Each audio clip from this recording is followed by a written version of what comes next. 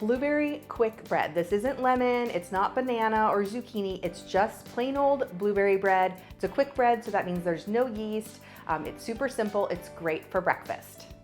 Whisk together 1.5 cups of all-purpose flour plus 1.5 teaspoons of baking powder, 1/2 teaspoon of salt. Just stir that together, and then you will add 1/4 cup of vegetable oil with 1 cup of granulated sugar, 2 eggs, 1/2 cup of milk, and a teaspoon of vanilla extract to a large bowl. First off, I stirred that sugar and oil mixture, then add the dry ingredients.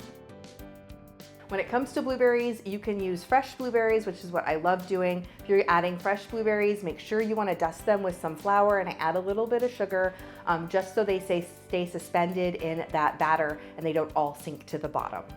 But you can also use canned blueberries, just make sure that they're drained really well. And if you're using frozen blueberries, make sure to thaw them and drain them well first. I dusted the blueberries with 1 tablespoon of flour and a teaspoon of sugar, fold them into the batter, and then place it in an 8x4-inch baking pan.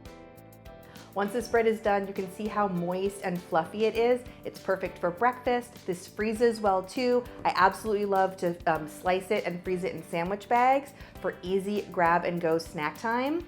You could also put any kind of fruit in this, strawberries, raspberries, any kind of fruit, any kind of berry would work in this bread. Be sure to subscribe to my channel if you don't already.